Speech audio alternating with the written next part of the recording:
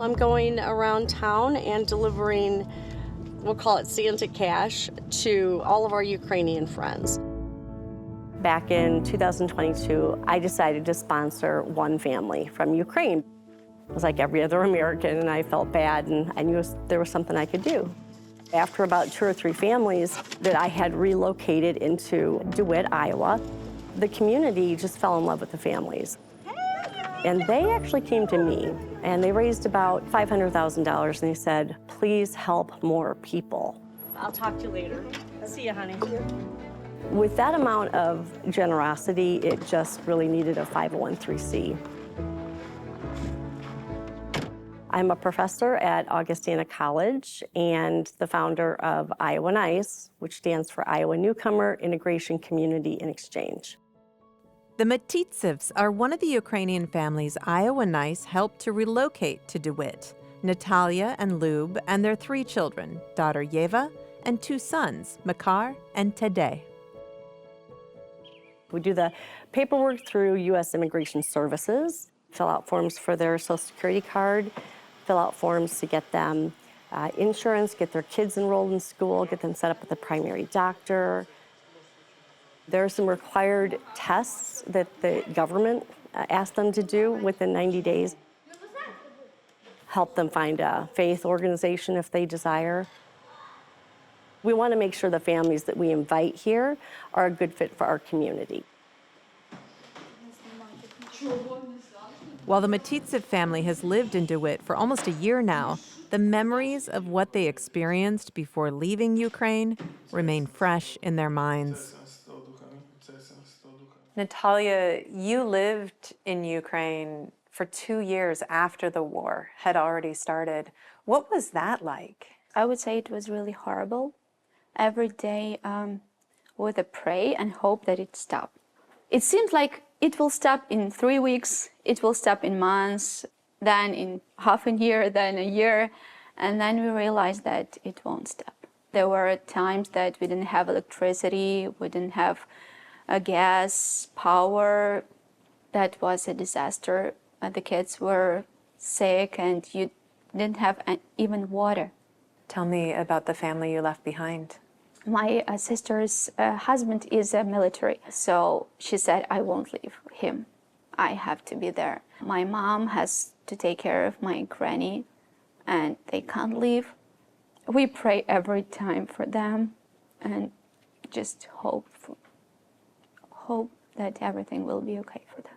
For a family to find a new school, new job, new place to live, everything from the beginning, it's very difficult. From the other side, you feel that you are supported, you are not alone. When I lived for a year here and feel this calm, relaxing atmosphere that you can work, earn money, think about your future. DeWitt is such a small city. It's only 6,000 people, but it's their generosity, their help, their will that we all are here.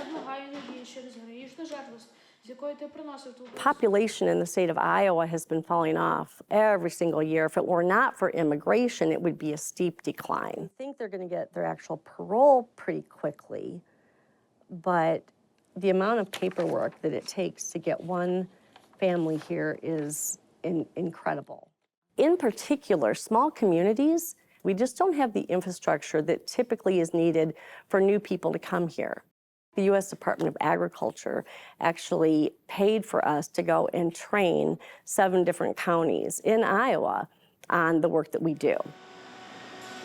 We want to know what kind of job skills they have, and we'll be able to find work in this area. Skilled labor can be hard to find in and around DeWitt. Lub is an experienced woodworker and quickly found employment making cabinets for a local production company. For someone to come into our shop and having experience doing woodworking, we just can't find any. Lub came from a wood shop in Ukraine, and he understands how things get installed. He just understands all the steps. Everything matters. We have to be on our toes on everything. To have a guy come in with a skill set of his, skill set is very valuable to us. So we really want to retain him, the worst kind. With 100% success to this point, those families have jobs. Their kids are doing well in school. They're enrolled in English language classes. Grand. Grand. Almost exactly how those are written. Nice job. Beautiful handwriting. And we now have a bunch of students in our school system who can talk to other students about what it's like to live in a place that is now at war. We then work on transitioning them into complete financial independence. January 2025 hit, the government paused the processing of those applications. Many of the families now have lost their ability to work in the United States through no fault of their own. It's just, again, pausing of processes. We've now had to find ways to keep them safe. None of our people use government benefits, so they don't use SNAP dollars, they don't use refugee cash assistance. Companies are more reluctant today than they have previously been to hire people who are not here on a permanent residency card. We've shifted our work more towards educating the public, educating our families, and raising funds for temporary support until hopefully they're able to work again. Your status right now gives you one more year to be here. What do you think about the future?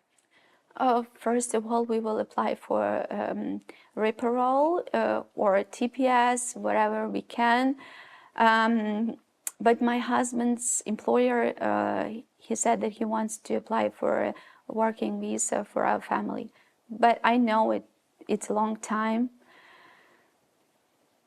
We just hope for the better. And as my husband says, just enjoy your time now. We don't know what to expect. What do you want Iowans to know about what is still happening in Ukraine? I would say it's a disaster. Every time it's getting worse and worse. So many dead. My neighbors, my friends, the guys I studied with, and every time I just see that, oh, this died. And they all were young. Now there are so many families without a father, son. While Natalia and Lub hope to find a way to extend their visas, they live with uncertainty.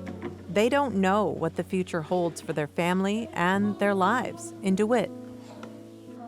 For now, they try to live their lives in the present with hope that they can make this small Iowa town their forever home.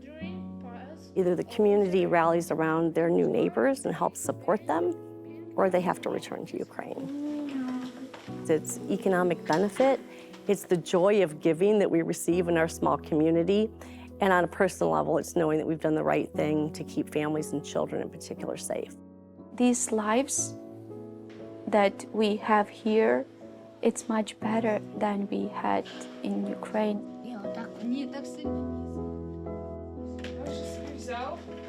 For me, like a holy person.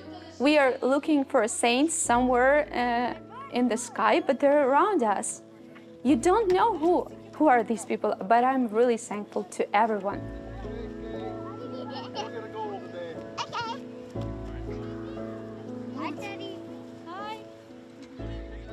I always tell Angela that she is an angel for all of us. And that's truth. She helped us. She saved our lives. She saved our families. We won't forget it.